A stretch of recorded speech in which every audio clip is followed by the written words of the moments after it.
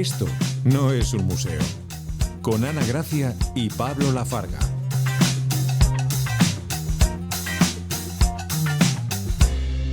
Estás escuchando Esto no es un museo, el podcast de Esto no es un museo. Pablo Lafarga. Ana Gracia. ¿Qué tal has dormido hoy? Pues hoy la verdad es que bien, porque ayer, venimos de la segunda entrega de Desmarcadas en Casa de la Mujer, y quieras que no, al final cuando haces estas cosas y salen bien, que además volvimos a llenar, pues he dormido bastante a gusto, ¿no? Con un trabajo bien hecho, eso, ¿no? Eso te iba a decir, con la sensación del trabajito bien hecho y de igual forma agotado, pues porque con este ritmo que llevamos, pues es de las cosas buenas que te trae llevar un ritmo ajetreado es dormir bien porque terminas reventado. ¿Tú qué tal? ¿Qué tal he dormido hoy? Pues un poco parecido, me da como un poco de cosa porque siento como que en todos los episodios que hemos hecho esta temporada voy como diciendo lo mismo, que he dormido bien porque estaba cansada, que por un lado, como dices, es bueno, pero por otro lado igual hay que cambiar este ritmo, ¿no? De algún modo. Así que bueno, estamos en ello, estamos aprendiendo a hacerlo y de momento nos quedamos con que dormimos bien, ¿no? Tenemos que cambiar el ritmo de la noche. El ritmo de la noche, bueno, el ritmo del día, yo creo, es lo que hay que cambiar. Sí. Pero bueno, nuevo episodio. No sin antes. Tenemos que hacer un inciso porque, cuando estés viendo o escuchando esto, pues se habrán publicado unos cuantos días después de que lo estemos grabando. ¿Y por qué decimos esto? Pues porque en el anterior episodio, que ya dijimos que más triste es robar, hablamos de robos. Claro, esto lo grabamos, yo te diría un par de semanas antes. No, fue como 1 o 2 días antes del robo del Louvre. Cuando hablamos de que estamos agotados del ritmo, me refiero a que digo un par de semanas y son 2 días antes. Yo creo que sí, fue como grabarlo y ya pasó, y fue como, ostras. Así que por eso no hacemos mención en ningún momento en el episodio a eso. Claro, de hecho en el episodio decimos, ¿y qué piezas robarías y te quedarías en casa y tal? Videntes, quizá. Aún así, es el vídeo o el episodio más escuchado de esta temporada, antes que el primero, así que primero agradecer si lo has escuchado y visto. Y segundo, se notan nuestras dotes videntes, ¿no? Sí, desde luego, ese robo fue un escándalo en el mundo del arte, así que hoy dijimos, pues vamos a hablar de escándalos, ¿no? No necesariamente el del Louvre, que yo creo que ya se ha hablado mucho, sino de escándalos que nos parezcan interesantes, así de la historia del arte. Que son escándalos de los que también se ha hablado un poquito, porque si no serían escándalos. Y el título de este episodio pues era un poco homenaje a Rafael, que tampoco es que nos quede especialmente bien. Rafael el cantante, no el pintor. Efectivamente. El de PH. Claro, es que aquí tenemos que Rafael. hacer el inciso. Pues el episodio es... ¿Lo hablo o lo canto? Lo cantamos. Bueno, yo lo hablo. Escándalo, es un escándalo. Bueno, pues como lo ha dicho muy bien Ana, lo habrás escuchado y encima si nos ves por YouTube lo habrás visto también cantar. Pues escándalo es un escándalo. Entonces traemos dos historias que, una vez más, no tenemos ni idea de cuál es la que nos trae el otro, que esto también nos pasa con las imágenes, que luego lo editamos y decimos, es verdad. Pero entonces vamos un poco a ciegas, ¿no? Sí, lo único que sabemos es que no hemos coincidido en la historia, así que todo bien. No. Vale. Pues empiezo yo, creo, ¿no? Esta vez. Sí. Bueno, pues como siempre, el outfit apropiado para la historia. En la historia voy a hablar de un material en concreto, que es la muselina. Entonces no tenía ninguna camisa de muselina, pero sí una camisa 100% algodón. Así que es lo que me he puesto, que es un poco similar. Dicho eso, vamos con la introducción. Venga. Dicen que el poder no se improvisa, se viste. Y que basta una prenda mal elegida para perder la cabeza. A veces, literalmente. Hoy viajamos a la Francia del siglo XVIII, donde una joven artista, Elisabeth Vigée-Legrand, se convirtió en la retratista más famosa de Europa y una reina en el icono más odiado de su tiempo. Una historia de lujo, de muselina, de pasteles y de un vestido que casi provoca una revolución antes que la propia Revolución Francesa. En el episodio de hoy, el día en que María Antonieta posó en ropa interior y todo París se indignó. Hombre, pues de primeras tiene buena pinta, ¿no? Más allá del pastel, que me entra un poco de hambre, y que sigue un poco con la línea de ayer, de hablar de Clara Peters y bodegones. Es verdad. Que pocas alusiones hicimos al hambre que nos dio. Encima fue a las 7 de la tarde, ya perecena, ¿no? Hoy no me voy a centrar tanto en comida, así que no te preocupes. Sí, no, de primera la verdad es que estoy intrigado. Encima todo lo que tiene que ver con revoluciones y cositas así. A ver, ¿cómo lo asocias con el arte? Bueno, es bastante escandaloso ya el contexto en el que estamos. Así que para conocer un poco mejor esta historia tenemos que irnos a París, como he dicho, y en concreto a 1783. Y más en concreto en París al Salón de la Academia Real de Pintura y Escultura. Bueno, eso sí, un poco en contexto. Entre retratos de nobles, generales, militares y bueno, gente en general muy, muy importante, es decir, la gente que se podía retratar. Sí, que merecía también la pena, ¿no? Ser retratada. Eso es. No fue más útil de decirlo. Pues entre todos esos retratos llamó la atención un cuadro que era un poquito diferente a estos. Era un retrato de una mujer, que pondremos por aquí, que bueno, pues simplemente iba vestida con una camisa blanca de muselina, así como suelta, vaporosa, casi como un camisón de dormir, pero es que así era la ropa interior que llevaban en esa época, ¿no? Entonces iba vestida como en ropas interiores, en paños menores, que diríamos. Y también llevaba un sombrero de paja y estaba sosteniendo una rosa. Esto, como te imaginas, muy escandaloso para la época. Hombre, De repente ver claro, una mujer así retratada. pintar a alguien así con ropa interior, ahora hoy en día, ¿no? Y con las redes sociales ya ni te cuento, que las ves aunque no quieras, pero en esa época entiendo que... La cuestión es que tampoco era una mujer cualquiera, era Claro. María Antonieta. Entonces, pues esto causó como mucho revuelo. Este es el punto de partida Porque de eso la historia. se sabía que era María Antonieta. Sí. Vale. Se reconocía.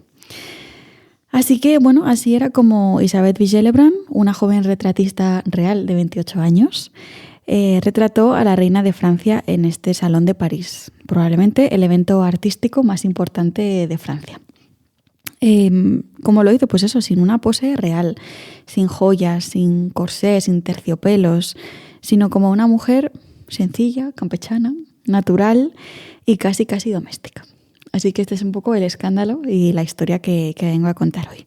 Porque si vemos el cuadro hoy en día, pues quizá esa sencillez y esa naturalidad como que nos puede hasta gustar, ¿no? Y bueno, a mí me encanta el retrato, por ejemplo, y como que lo apreciamos de esa forma.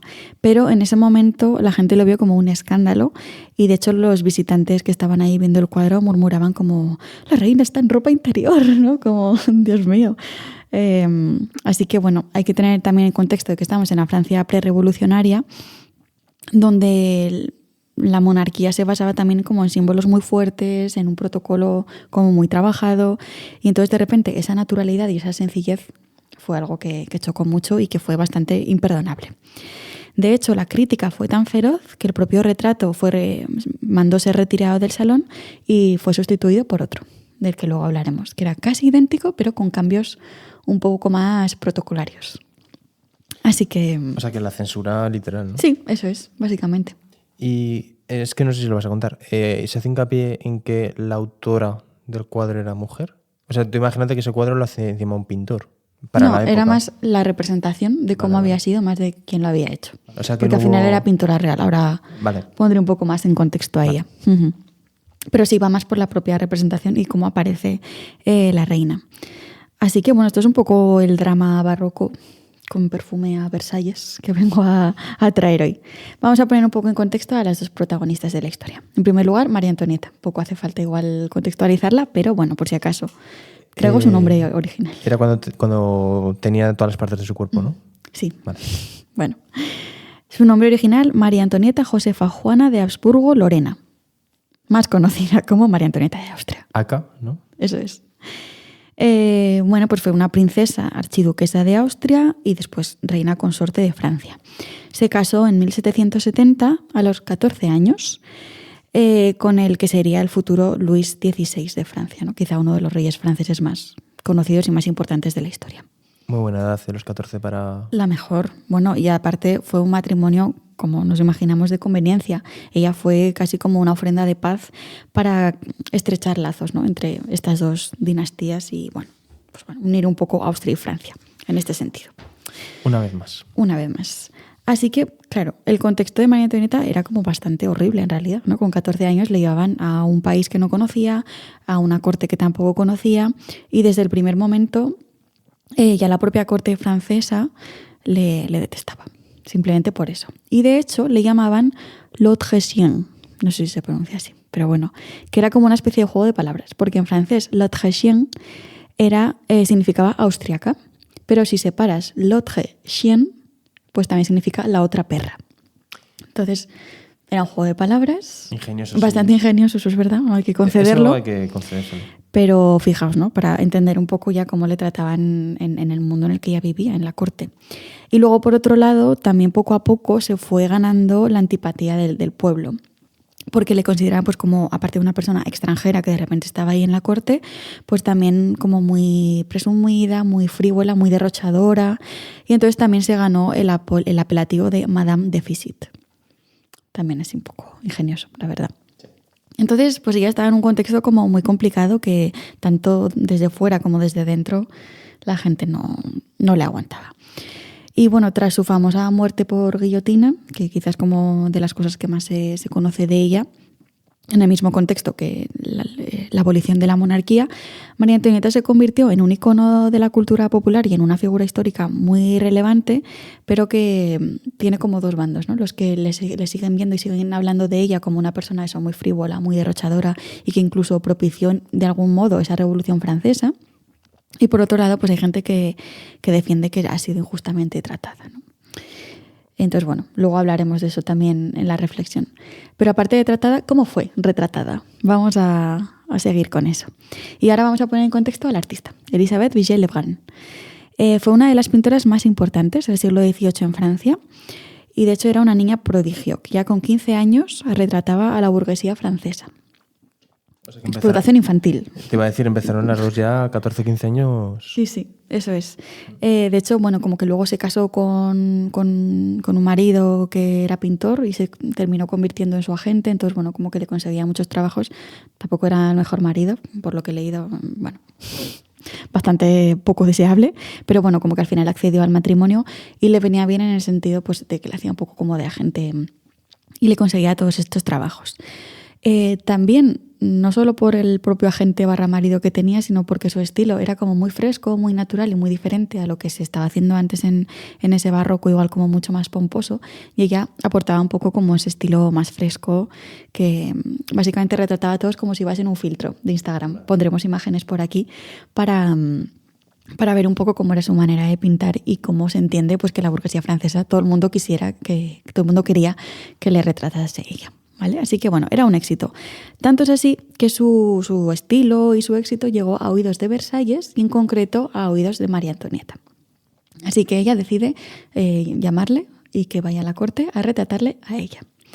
Creo que en ese momento tenía unos 23, 24 años.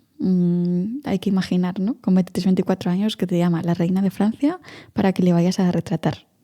Entonces, bueno, hay que tener en cuenta también que María Antonieta estaba como cansada de cómo le retrataban hasta ese momento, pues eso, ese estilo como tan barroco, rococó, pomposo, como una mesa camilla, vaya, le retrataban, y ella quería como un nuevo cambio y por eso le hace llamar. Pues en 1779, con esos 23-24 años, hace su primer retrato de María Antonieta y María Antonieta cuando lo ve queda absolutamente fascinada y ella dice que no quiere que le retrate nunca a nadie más, que no sea ella. Tarifa plana de Elisabeth Vigée-Lebrun. Lebrun es por el apellido del marido. No es por LeBron James. No. Entonces, bueno, así es como Elisabeth se convierte en pintora real y pintora también de la nobleza, porque también a raíz de que sea retratista real de la reina, también pues empieza a tener muchos encargos de nobles, de príncipes, de princesas, ¿no? Por al final el boca a boca. La típica te reconocen desde arriba y a todos los demás también, ¿no? Pero bueno, hay que aunque es verdad que ya la reconocían, ¿eh? antes de eso. Y ya tenía éxito, pero hay un cambio. Un antes y un después, hay un cambio, claro. eso es. Y lo que sí que creo que, no sé, imaginarnos con 23, 24 años, ¿no? Eso que le llama a la reina y tiene que ir a Versalles y ella está muerta de miedo. De hecho, hay un libro con las memorias, porque ya dejó por escrito todas estas memorias de su vida, que es súper interesante, por esta parte también de estar ahí en la corte, pero también por la parte de después, que luego también hablaremos. Entonces, bueno, ese libro ya lo tengo pendiente para leerme sus memorias, pero bueno, ya como que parece ser que retrata que está muerta de miedo, pero aún así pues dice que sí, sale de la zona de confort y mira, pues le vino bastante bien. Es que estoy pensando con 23, 24 años, que es lo que estábamos haciendo nosotros, y cualquiera que... Empezar el podcast, ¿no? Yo creo. Sí, bueno, aparte de eso, terminas la universidad, o sea, empiezas, que en nuestro caso fue así, y con 23 años es como pimba al mundo laboral. Sí. Y de hecho, los dos nos metimos a un máster. ¿No? Sí, como continuar un poco los estudios para... Sí. Bueno, pues ella tuvo como esta oportunidad y la aprovechó. Así que bueno, Elizabeth no solo era increíblemente talentosa, que en los ejemplos que hemos puesto se ve como la técnica que tenía, sino que también era muy inteligente, era muy astuta. Y estamos en un contexto en el que las mujeres no podían acceder a la academia, no podían acceder a una formación profesional en el mundo artístico, y aún así consiguió entrar un poco por la puerta de atrás. Al final, si retratas a las personas adecuadas, es más fácil también que entres en estos contextos. ¿Y qué persona más adecuada que la reina de Francia? ¿No? Aunque fuese así un poco no muy del gusto de todo el mundo, pues bueno, te abrían una pequeña puerta. Así que en 1783 fue aceptada como miembro de la Academia Real de Pintura y Escultura. Los hombres con esto pues se opusieron a esa admisión, pero ahí la reina hizo como sus tejemanejes, le dijo al rey que dijera que sí y la aceptaron. Así que finalmente la aceptaron en la academia. ¿Por qué también estaban un poco en desacuerdo los hombres de la academia, más allá de porque fuera mujer? Porque en ese año ya habían aceptado a una mujer. Claro, dos. Hombre, es que dos a la vez no puede ser. Ya. Es que no. A la pintora Adelaide Laville-Guiard, que bueno, aceptaron a las dos y esto pues se opusieron al principio, pero también provocó que al ser las dos únicas mujeres siempre estaban como en constante comparación, ¿no? Se comparaban mucho sus obras y Elizabeth salía ganando en este sentido y la pobre Adelaide pues siempre quedó un poco a su sombra. Entonces esto también les vino bien a los hombres porque es como, bueno, que las comparen entre ellas y mientras nosotros estamos aquí mostrando. Así que bueno, el patriarcado siempre rivalizando a las mujeres, lo que mejor se les. La verdad es que todo lo que tiene que ver con las reales academias en general, espectacular, ¿eh? Y en cuanto más indagas, es que es peor. Ya. Entonces, bueno, ese es el contexto. Pero vamos con el retrato en sí, que antes lo he mencionado un poco. María Antonieta, como he dicho, estaba harta de que le pintaran como una mesa camilla y además que justo en ese contexto era el momento en el que ella se sentía más cottagecore, que dirían ahora, de vivir alejada como de este mundo de la corte tan estresante y que se había ido estaba como en una pompa palaciega porque se había ido al palacete de Trianon y ahí había creado una especie de ambiente rural falso, en realidad, ¿no? Porque si era como que vivía así en el campo, todo muy bucólico, pero sin perder los privilegios de tener a gente que te haga la comida, tener a gente que te vista y todo eso. Así que bueno. Que en la actualidad sería Millie Bobby Brown. ¿Por? O sea, ¿no te has enterado que se ha ido al campo? No, bueno, pues un poco ese sentido. Con su hijo, sí. Bueno, pues como que buscaba ya como algo mucho más natural y mucho más sencillo dentro siempre de los privilegios. Entonces, claro, de repente era el momento en el que encontró una pintora que le representaba de una manera que no lo habían hecho antes, ¿no? Y más un poco en la línea del pensamiento que tenía ella en ese momento. Incluso se llegaron a hacer amigas y esta idea de que una reina se hiciera amiga de su pintora era como algo muy extraño. Así que compartían, pues bueno, aparte de esa amistad, esa idea de que la imagen puede ser un arma, ¿no? Y eso lo hemos visto muchas veces a lo largo de la historia. Entonces, un poco la idea de María Antonieta era cambiar esa mala reputación que tenía, así que decide hacer un retrato en el que ya no parezca esa mujer frívola, derrochadora y superficial con el que le tachaban tanto con estos adjetivos, y decide, pues mira, voy a pasar sin joyas, sin un vestido así como exagerado, sin un vestido más bien casi inspirado en la Grecia clásica, y sin peinados exagerados y sin materiales así como muy ostentosos, es decir, de una manera muy sencilla. Y mostrándose, pues eso, como más campechana, que era un poco lo que quería en ese momento. Así que la camisa con la que aparece en el retrato que hemos visto era un diseño de la modista y sombrerera Rose Bertin, que era su diseñadora personal, porque ella tenía diseñadora personal. La influencer que merecemos es María Antonieta. Y bueno, el material era muselina blanca, que era un material que normalmente se usaba para ropa interior. Entonces, bueno, aparece como con ese vestido / camisón y aparece con flores en el regazo, un sombrero de paja, como hemos dicho antes, es decir, casi pastoral, casi como si se fuese de picnic ahí en su pequeño palacete. Bueno, pequeño, en su palacete. Entonces, claro, el mensaje que quería dar con este cuadro era, mira, soy una mujer normal, sencilla, como tú, como yo, como vosotras, pero con mis privilegios, ¿no? Entonces, bueno, esa idea que hemos comentado alguna vez de que quieren dar como las personas que son celebrities y que tienen muchos privilegios de no, si yo soy como tú, como yo, soy normal. Bueno, no eres igual que yo. Igual no tanto, sí. Pero bueno, esa era como la idea que quería dar, ¿no? Al final seguía viviendo en un palacio, seguía comiendo pasteles.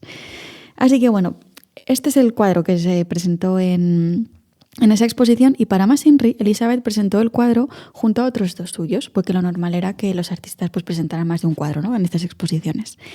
¿Qué cuadros había presentado? Los pondremos por aquí. Un autorretrato, en el que salía ella, la pintora representada, evidentemente, y un retrato de la duquesa de Polignac. ¿Cómo estaban ellas vestidas? Pues igual, con estos vestidos camiseros, con estos sombreros campestres de paja, con flores, es decir, unos retratos prácticamente idénticos a los de la reina. Es decir, la reina se estaba poniendo a nivel de personas más campechanas, ¿no? O no con tanto poder. Eso ya, pues bueno, también era un poco peligroso. Y ya, por último, también señalar que Elizabeth mostró a la reina no en un plano entero, como se solía hacer, ¿no?, retratos de cuerpo entero, sino que acercó el plano. Nos muestra a la reina mucho más cerca, con lo cual esa distancia entre el espectador y la persona retratada casi no existe. Entonces, bueno, como que a nivel simbólico nos está mostrando un retrato mucho más relajado, mucho más íntimo, que no era propio de una reina. Vale. Y eso fue así. Así que se vio como casi esa sencillez que se quería mostrar para realmente tener un buen mensaje, se convirtió en que la gente lo sintió como algo osado, algo indecente. Todo lo contrario, ¿no? Eso es. Así que, bueno, esa es un poco la ironía del retrato, que mientras María Antonieta buscaba limpiar su imagen, casi se ensució más. Y de hecho, pues bueno, la prensa satírica le empezó a apodar como la reina en bata, le pintaron como una mujer inmoral, desvergonzada, y tanto es así que, como he dicho antes, la corte mandó retirar el retrato, esconderlo porque nadie más podía verlo, y mandaron a Elizabeth pintar uno en ese momento, rápidamente, para que se expusiera el nuevo antes de que terminara el evento, ¿no? Entonces, en ese momento tuvo que volver a pintar un retrato. Y no es que cogiera el anterior y modificara o añadiera cosas, sino que pintó uno nuevo de cero, que es este, que voy a poner aquí. Vemos ya algunos cambios, es decir, la pose, la expresión de la reina no han cambiado, pero sí que ha cambiado todo lo demás. Por ejemplo, el contexto en el que está. De repente ahora aparece pues en un jardín, y sobre todo lo que cambia es su apariencia. Lleva este peinado puff que llevaban en la época, que era, es que el propio nombre puff, yo creo que ya puff, se explica sí. Solo. Así como fluffy. Paloma Urban Fashion también un poco. Puff, es verdad. Pues un poco así, pues bueno, exagerado. Y de la época que en realidad lo puso más o menos de moda a ella. También lleva un tocado de plumas de avestruz, un vestido de corte en seda gris azulada, ribetes de fino encaje, un gran lazo en el escote de rayas y, por supuesto, joyas, collar de perlas, pulseras, es decir, un atuendo mucho más formal y mucho más adecuado a una representación de una reina. Este retrato ya sí que fue pues bueno, más aceptado. Y además, Elizabeth, mejor le llamo así que con el nombre del marido, Elizabeth, que era muy astuta, como he dicho, también hizo como algunos cambios simbólicos que también marcaban la importancia. Por ejemplo, ya no le retrató con un tejido de muselina, que al final era una muselina de algodón que procedía de las Indias británicas, sino que lo hizo con un vestido de seda. Un poco para mostrar el apoyo a los tejedores de seda de Lyon, ¿no?, que era como una industria muy fuerte de Francia. Entonces, como que tenía también esa parte simbólica de que la reina está presente en apoyar todo lo que viene a ser francés. Es que este es un ejemplo que luego justifica que cuando ves una obra de arte que parece que es una cosa, si no te la explican y no la entiendes, yo hubiese visto el primer cuadro y digo, sí. Pues bueno, pues vale, sí. Qué bonito, qué bien. Qué bonito, sí. Que cierto nivel de intimidad y tal. Pero es que luego la gente lo que quería era, o sea, ella dice, no voy a salir con tanta joya, con tanta cosa que es muy ostentoso, voy a hacer algo más tal. Entonces hace eso y la gente le dice, no, que queremos que salgas con joyas y con más cosas.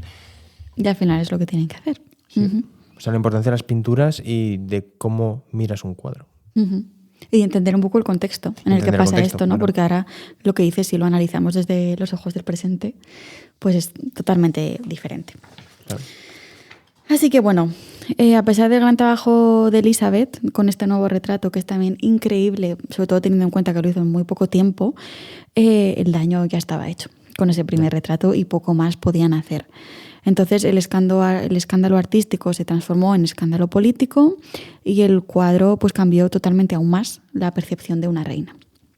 Así que ya por ir terminando, a pesar de este escándalo, María Antonieta nunca dejó de confiar en Elizabeth y siempre fue su pintora y pintó como hasta más de 30 retratos de ella. Entonces, bueno, ella a pesar confiaba mucho en ella y en su estilo.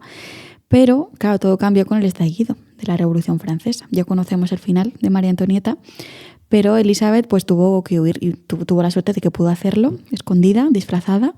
Pudo huir, además junto a su hija, que tenía en ese momento, y junto a su trabajo al final. Entonces, bueno, gracias a su talento y su ingenio, pues pudo seguir viviendo de esto.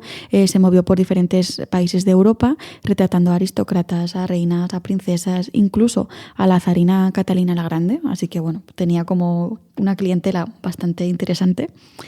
Y desde ese momento fue reconocida como una de las grandes artistas de su tiempo, es decir, era pionera, era libre, trabajaba de ello siendo mujer, se dedicaba a eso. Autónoma, ¿no? Un poco. Sí, autónoma totalmente, aunque un poquito escandalosa, pero eso también nos gusta mucho. Entonces, bueno, a pesar de eso y de que su obra fuera como tan reconocida por ese estilo, como he dicho antes, como muy dulce, fresco, amable, y que fue reconocida en su momento, fue olvidada con el paso del tiempo. Y de hecho, si miramos cualquier manual así como del siglo XVIII, de estos manuales XVIII aparecen compañeros suyos, como pues no sé, Fragonard, por ejemplo, ¿no? el del columpio, pero ella no, o no tanto, ¿no? Como que con el tiempo fue perdiendo esa relevancia que tuvo en vida, que muchas veces pasa al revés. Los artistas no tienen mucha importancia en vida y con el tiempo se le concede. Al menos ella pudo disfrutar de ese reconocimiento y de ese dinero, que también le venía bien en vida. Pero bueno, pues también me parece importante hablar de ella por eso, ¿no? Porque quizá todavía hay mucha gente que no le conoce y fue importantísima. Así que bueno, hoy en día el retrato de María Antonieta en ropa interior, entre comillas, ya no nos escandaliza, es lo que hemos dicho antes. Podríamos valorarlo desde muchas formas, pero no desde el escándalo, quizá. Y de hecho, pues bueno, es que ha inspirado a muchos diseñadores de moda, que al final aquí estamos hablando de moda todo el rato. Como Christian Dior, pondremos ejemplos por aquí, Alexander McQueen o Vivienne Westwood, que me encantan y que al final tomaron eso como referencia para crear moda, crear arte. Y la muselina, de hecho, pasó de ser un símbolo de algo indecente, de ropa interior, y se convirtió en un sinónimo de elegancia. Así que lo que decíamos antes, ¿no? De la importancia del contexto. Y esta es un poco la historia, a falta de la reflexión final. Yo es que me quedo con un dato que, claro, quieres reflejar humildad, pero te haces más de 30 retratos, ¿no?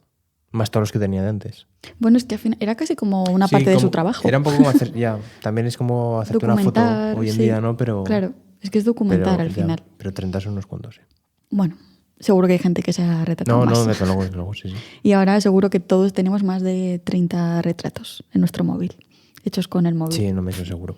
También se ha democratizado un poquito más, ¿no? No tienes que contratar es más sencillo, sí. Pero sí. No, interesante. Pues voy con la reflexión final, si quieres. Bueno, antes de la reflexión final, una recomendación cinematográfica, que es la película de María Antonieta de Sofía Coppola, que es increíble, con Kirsten Dunst, nunca sé cómo se dice su nombre, pero bueno, pondremos imagen por aquí, que está increíble y lo hace increíble. Y bueno, voy con las reflexiones. Se me ocurrían varias, que de hecho algunas ya las hemos ido hablando mientras contábamos la historia. Desde el juicio constante a las mujeres por su apariencia y por su imagen, que vemos que ha sido constante a lo largo de la historia y sigue siéndolo, hasta cómo se castiga en muchas ocasiones más a los personajes femeninos que a los masculinos en la historia, a pesar de que hayan hecho cosas peores unos que otras, pero bueno, eso está ahí. Pero me quería quedar con esta reflexión, más un poco en el tema de la moda, que es como muchas veces se ve la moda como algo frívolo, algo superficial, ¿no? Porque al final también en el contexto actual también del fast fashion y de todo eso, pues entiendo que tenga como esa visión. Sin embargo, la historia de la moda nos puede contar historias como esta que acabamos de contar y nos sirve para hablar de otras cosas como historia, política, poder, es decir, nos permite hablar de cosas muy interesantes y de cómo una prenda puede liberarte o condenarte, hacerte invisible o convertirte en un símbolo. Entonces, bueno, pues la reflexión era un poco eso, que lo que vestimos al final cuenta lo que somos. Sí, o sea, esto muchas veces que hemos visto los retratos, o retratos así en general, lo hemos analizado, ¿no? Que es como el fondo que te ponen, es como hay una iconografía muy específica o lo que tienen en las manos y demás, pero es verdad que en general la ropa es como que no se le da tanta importancia, ¿no? Y al final te está exponiendo muchas cosas, ¿no? Como has dicho tú, pues el propio tejido ya te está diciendo que es un poquito más orientado pues a o Gran Bretaña o o Francia, ¿no? Pero es verdad que la ropa en general... Nos cuenta cosas también del cuadro. Y yo, de las cosas que más lamento de la carrera es que no tuve una asignatura de historia de la moda. Yeah. Que no existe. No sé si ahora existe, pero aunque fuera optativa, la habría cogido 100%, ¿no? Pero como que se deja un poco de lado. Bueno, pues ahí dejamos el apunte por si alguien que nos está escuchando o que nos esté viendo se lanza a... Bueno, igual no una persona individual, sino más una institución, pero bueno. Pues muy interesante, la verdad. Muy escandaloso. He de decir que precisamente de las dos imágenes, yo me resultaba más escandalosa la segunda que la primera. ¿Por qué? O sea, porque se veía más pecho, por ejemplo. Por el escote, ¿no? Ya, escote. Es verdad. Sí, es verdad que si nos dijesen pasó esto, igual podría ser. Sí, o sea, me parece más explícito por la parte en la que se ve más carne que el hecho del camisón, pero claro, es el contexto, ¿no? Pues en la época decían, claro, es que este camisón era muy... Claro, ahora como ya no sé lo que es pijama, lo que es ropa de calle y demás, no tengo esa capacidad para distinguir. Pero... Y que es una reina, al final todo el tema del protocolo, sí, está ahí. Pues muy interesante. Sí, estaba pensando, es como cuando Caravaggio pintaba, no sé, a la Virgen como una prostituta, ¿no? O sea, todas estas cuestiones que espero que no sea tu historia, que también fue como muy escandaloso como Caravaggio pues cogía modelos de la calle para representar santos o gente. Escándalo. No he cogido ese escándalo. Bueno, pues... Pero bueno, damos por finalizada tu historia escandalosa. Sí. Escándalo, que fue un escándalo. El mío fue un escándalo y me atrevería a decir que sigue siendo un escándalo. Vale. No nos retomamos tantos siglos atrás, sino que nos remontamos al siglo XX, siglo XXI. Vale. Que de hecho creo que en los últimos que estoy haciendo me estoy orientando más a esto. Sí, yo es que ya estuve muy contemporánea en los episodios anteriores, así que me he ido un poco más atrás. Vamos cambiando un poquito. Bueno, los Celguín del siglo XX no era, pero bueno, del XIX. Vale, bueno, mi introducción. En el corazón de Boston se alza un gigante de hormigón que ha dividido a la ciudad durante más de medio siglo. Algunos lo llaman el monumental edificio brutalista. Otros, el edificio más feo del mundo. Así te presento el Boston City Hall, político, polémico e inolvidable. Ay, es que esto me retrotrae cosas. Te retrotrae, ¿no? Vale, bueno, para quien nos esté escuchando o viendo, hace no mucho se subió un reel en el que ahora... Subimos.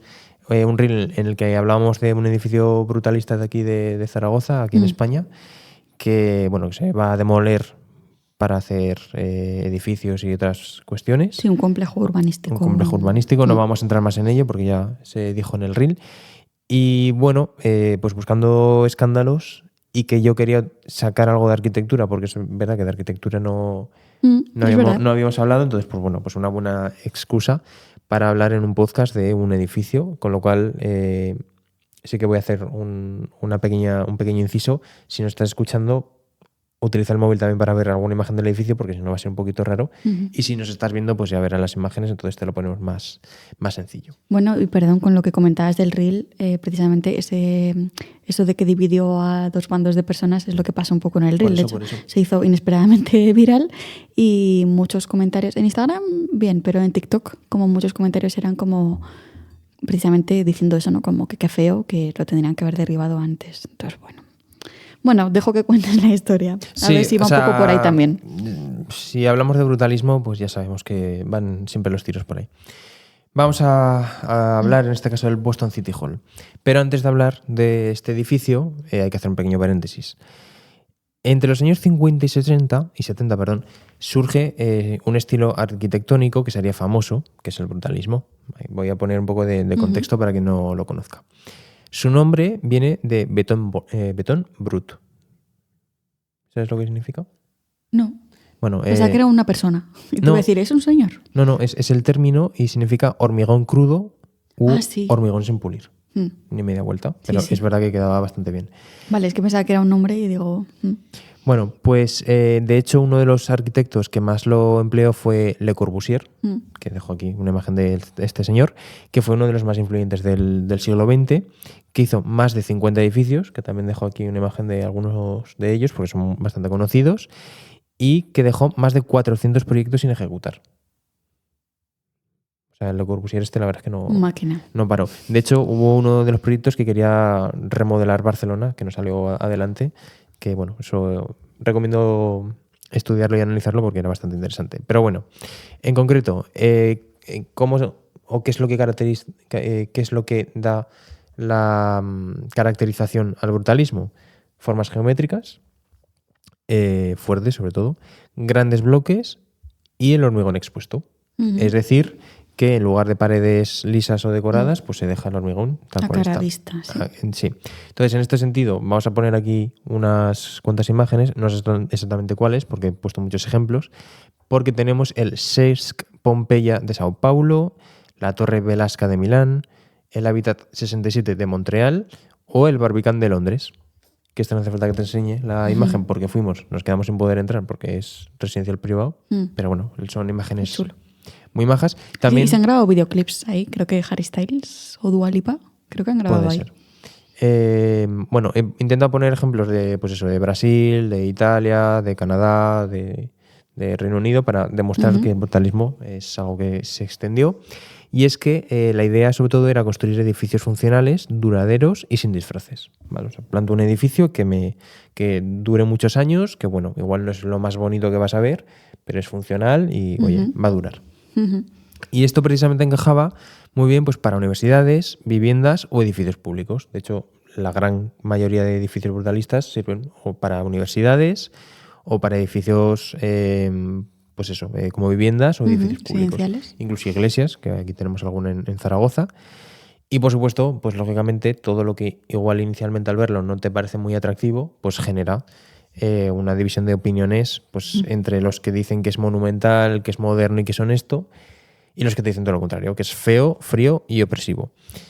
Que bueno, mayormente es lo que nos pasó en el reel. Dejamos por aquí... Y soviético, que decían. Y soviético, sí. Pero es que no esto sabéis si estaban es de en la Zaragoza URSS. o... Es que esto, sí.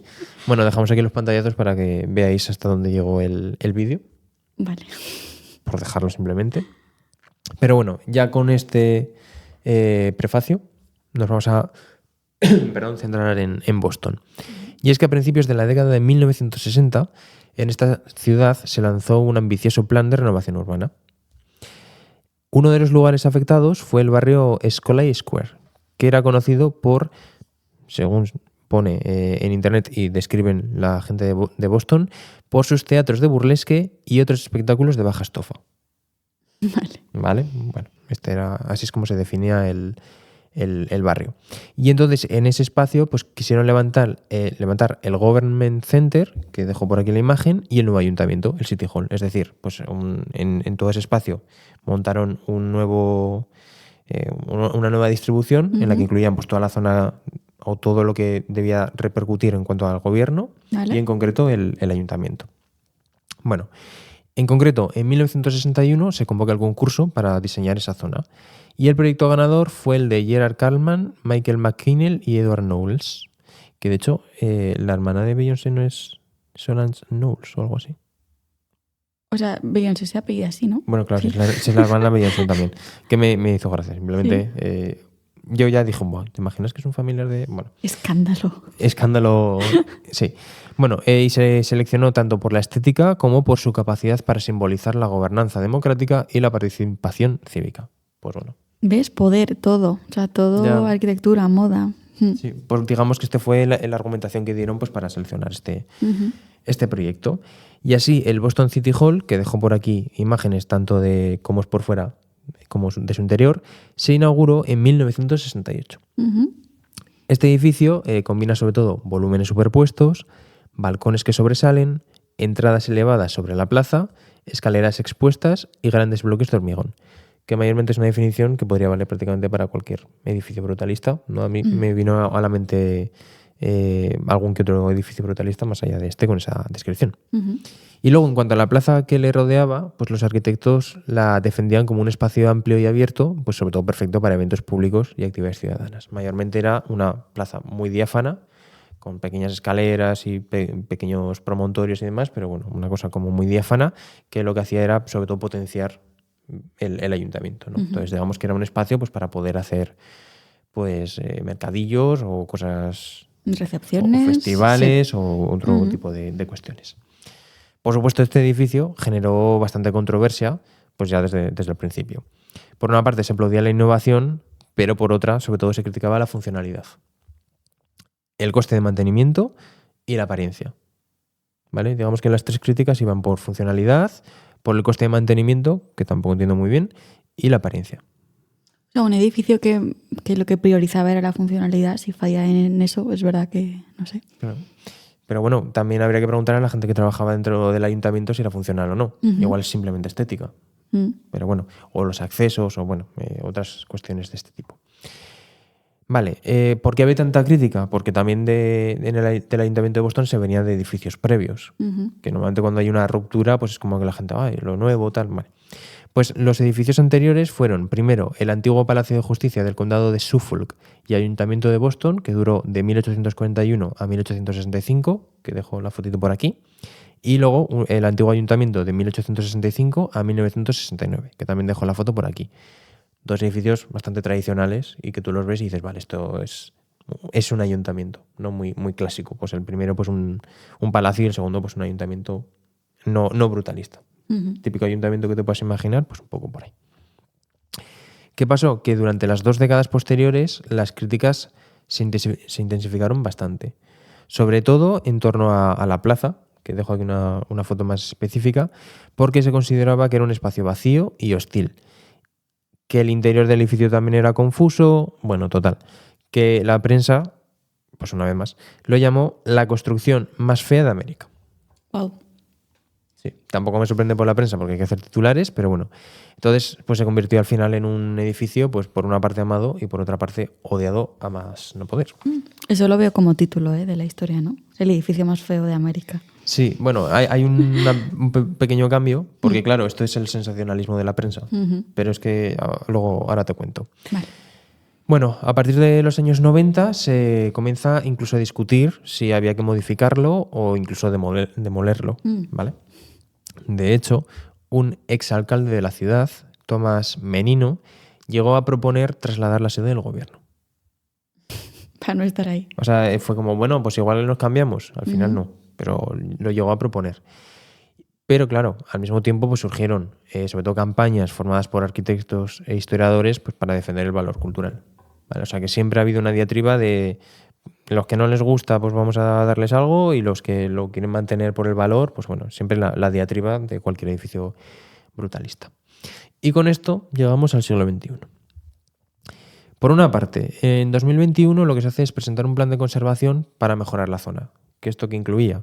Pues incluir elementos vegetales, mejoras de accesibilidad y zonas más amigables. Que dejo por aquí el proyecto, ¿vale? Pues esa plaza que estaba un poco desértica, que tú llegas y si no hay nada, pues dices, vale, desértico. Pues bueno, vamos a poner un poco más de vegetación y demás. Sí que es verdad que en muchas fotos que he visto de esta plaza veía mucha gente correr, por ejemplo. Salían muchos corriendo. O sea que algo de funcionalidad de la plaza tenía. Pero bueno. Sí que es verdad que igual ellos tenían otra idea, ¿no? De algo, hacer más eventos y demás, pero bueno, que la plaza tampoco es tan horrible. Pero bueno, y luego en 2024 se hizo una encuesta online y en esta encuesta el 75% de los lectores opinó que el edificio no merecía una designación patrimonial. ¿El año pasado, has dicho? En 24. En el 24, sí. El año pasado. Efectivamente. El año pasado, hicieron una encuesta online. Tampoco se especifica ni cómo, ni cuándo, ni dónde, ni por qué. Pero bueno, el 75% decían que es que esto no era ni patrimonio ni nada. O sea, que si lo tumbaban, que tampoco pasaba absolutamente nada. La respuesta vino en 2025, ya que la Comisión de Monumentos Históricos de Boston designó este edificio como monumento histórico y local, para reconocer así su valor arquitectónico, cultural y cívico. O sea que ya otra cuestión más, ¿no? Que la gente dice que esto no vale para nada, pero llega a la comisión y dice, sí, esto tiene que ser un edificio patrimonial reconocido y que la gente venga y lo reconozca. O sea, es todo el rato contrastes de visiones. Y esto es un poco la historia, ¿vale? O sea, es un escándalo constante, de hecho, desde que se creó, pues eso, este edificio brutalista ha sido que no me gusta, que sí, pues bueno, pues lo de siempre con los edificios brutalistas. Entonces, claro, digo, bueno, ¿qué cierre puedo hacer con esto? Pues opiniones de Google Maps. Vale. Reseñas, ¿no? Reseñas. Ya lo hicimos hace un tiempo y la verdad es que fue bastante Museos. sorprendente. Entonces, bueno, voy de menos a más, ¿vale? Una persona definía este edificio como que tenía una fealdad repugnante. ¿Vale? Esto también lo pongo un poco para... ¿Este es el flojo? Este es el flojo. Para ir reflejando un poquito, pues eso, el odio que se tiene hacia estos edificios Mm. solo por la estética. Y luego que la gente cree que si ya no le gusta a él o a ella, no merece la pena que exista, ¿no? Es Porque que, si a mí no me gusta, claro. ¿por qué está? Es decir, como que su opinión vale más que, no sé, Sí, o sea, que el valor patrimonial histórico que tenga. sí, o sea, yo también les entiendo. O sea, ¿para qué vas a mantener un edificio histórico si puedes poner un Starbucks? Es que, quiero decir, pero bueno. Bueno, Más allá de la ironía, no te sé qué es ironía, ¿vale? Que aquí en Zaragoza ya tenemos dos. Bueno, siguiente. Increíblemente feo. No tengo ni idea de cómo llega a estar semejante arquitectura en el centro de la ciudad. ¿Vale? ujú. O Es sea, ver- que un poco le fascina entonces. Sí, o sea, es como, ¿esto cómo ha llegado hasta ahí? Pues bueno. Esta, que me gustó mucho, es la representación del puño descontrolado de la ley. Mm. O sea, aquí ya es como metes también encima política. A ver, es verdad que un edificio brutalista, que es el ayuntamiento de la ciudad, es verdad que muestra político, también, claro. aparte de político, pero sí que es verdad que este en concreto muestra como un poder, ¿no? Que dice, bueno, este ayuntamiento es como que impone. Mm. Pero eso no significa que sea malo, pero bueno, el puño descontrolado de la ley. Es que la gente también deja unas reseñas increíbles. Un poco en este sentido, tiene energía de Gran Hermano. Que este me gustó también mucho. Vibes. Sí, tuve que hacer cribado, porque había... y aún así el edificio tenía buenas reseñas. Sobre 5 igual creo que tenía 3. Claro, también las reseñas valoras cómo te trata, ¿no? La Sí, gente bueno, que trabaja ahí, entiendo. Que también, pues sí. bueno, no vamos a hablar de No, de burocracia... cosas de burocracia. No, tuve que hacer buen cribado, porque de burocracia hay unas rajadas. Sí, ¿no? y... O sea, eso es universal, Sí. entonces. Y de que el ayuntamiento no hace no sé qué, no sé cuánto. Pero yo ahí no quise entrar porque yo... Y eso me que no centré en tienen el clave, edificio. ¿no? Ni esas cosas. Tendrán sus movidas, pero bueno. Bueno, tiene una Trump que no sé qué es peor. Bueno, siguiente. Comentario, este es un poco más extenso. Tiene un aspecto bastante espantoso. Las élites de la arquitectura lo aplaudirían por alguna razón arbitraria, como por ser innovador o por considerarlo una desviación de lo tradicional. La gente común ve esta vil monstruosidad por lo que es. Debería ser demolido. No hace justicia al increíble patrimonio de esta ciudad. Vale, o sea, sí. Pues es que genera un Como odio que increíble. lo entiendo. O sea, entiendo su opinión, aunque no la comparta. Más cosas. El edificio parece y se siente como una prisión soviética. ¿Ves? Que antes lo has nombrado, no falla. Es increíble lo bien que se veía su predecesor en la ciudad sin esta monstruosidad. Por lo que también he dicho, por eso también he nombrado los edificios anteriores, porque iban muy en la línea. Comparaciones. Claro, es como de un edificio tradicional y clásico, pues pasas a esto que es más moderno y es como uff. Ujú. Pero bueno. Y el último, que la verdad es que me pareció increíble, es... Esto es tan feo, me parece un chiste la verdad, tan feo que me dieron ganas de vomitar en cuanto lo vi. Creo que hay que cambiarlo porque el brutalismo es lo peor que le ha pasado a la arquitectura. Y ahora ya el comentario que me flipó es, imagina ir al Partenón y que fuera literalmente un cubo. Entonces, claro, como hablo del Partenón y precisamente en el episodio anterior hablamos del robo del Partenón y tal, pues aprovecho también para hacer un enlace al 705. Pero es que me dejó este comentario y dije, bueno, no sé, pero es que cada uno y cada época se construye de una forma también. Un cubo. Un cubo, Como algo negativo, entiendo. como algo negativo. También, o sea, pensando en cubos, la Meca es un cubo. Bueno. O sea, quiero decir, ¿qué problema hay? O sea, que cada época refleja su estilo. Pero es que creo que este mensaje reflejaba... Pues el brutalismo es lo peor que le ha pasado a la arquitectura, ¿no? Es como A menos pensaba que iba a decir como lo peor que le ha pasado al ser humano o algo así, pero bueno, dice arquitectura, sí, pero... se queda ahí un poquito ahí, pero es como el odio que genera un estilo Sí. artístico en este caso, que me parece increíble, que ya lo vivimos con el reel aquí, pero es que me parece... Yo creo que no hay ningún otro género, ni de pintura, ni de escultura, ni de arquitectura, ni Ya. que genere tanto. Mm, Odio de decir, uff. es verdad. Entonces, pues bueno, quería terminar con esto porque encima, como también hacía alusión al Partenón, pues me hizo bastante gracia. Ujú. Sí. Pues qué escándalo y tan, no sé, que resuena, ¿no? Te quería preguntar, ¿sigue siendo el ayuntamiento de Boston? Sí, sigue siendo, sí. Y no, ya está, en principio va a seguir así. En principio no se plantean muchos cambios. Dijo el Tomás Menino la propuesta está de trasladar, pero hace años y no... Pues estaremos atentos. Porque de hecho, mantendremos informados. Porque de hecho en 2025 es que se le reconoció como monumento. Claro. Entonces ahora Entonces, no... tendrá claro, algo de protección, entiendo. Entiendo. O patrimonial o no sé. sí. No sé no sé el grado de protección, pero si tienes ese reconocimiento lo que no vas a hacer es o derribarlo o modificarlo, porque ahora ya... Claro, luego echarte para atrás, ¿no? Claro, sí.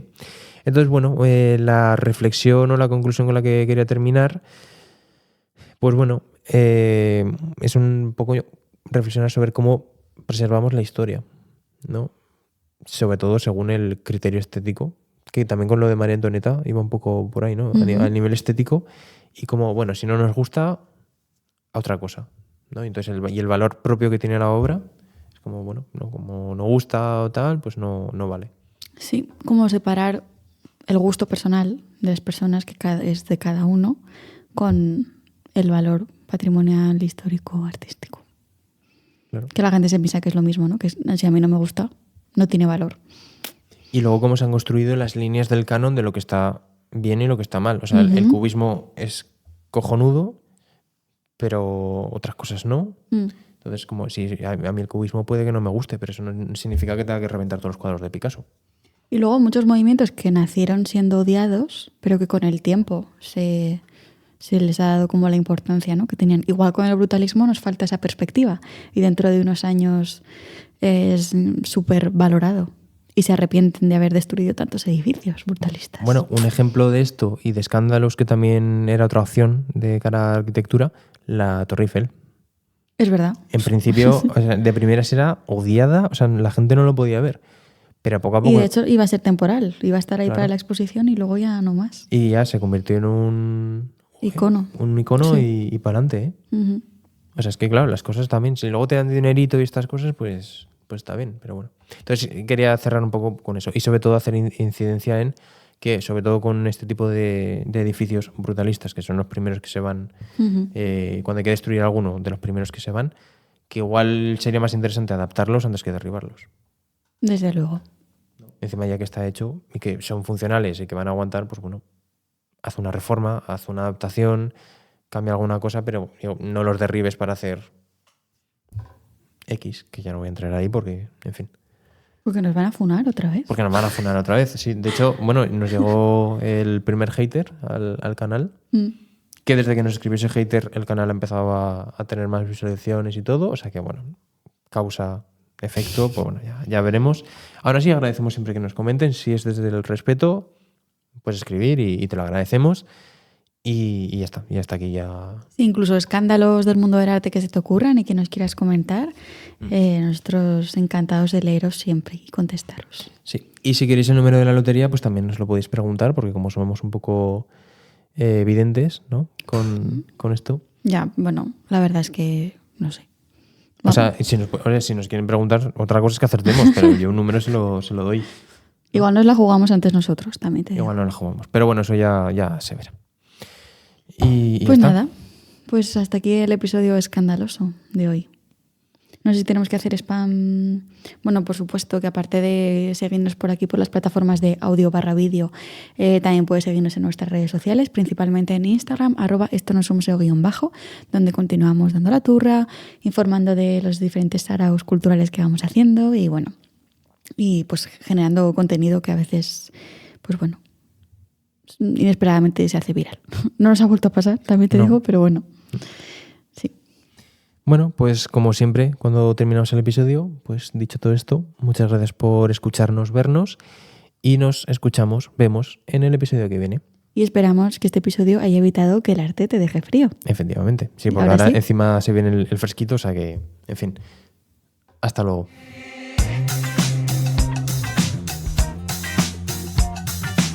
Esto no es un museo. Con Ana Gracia y Pablo Lafarga.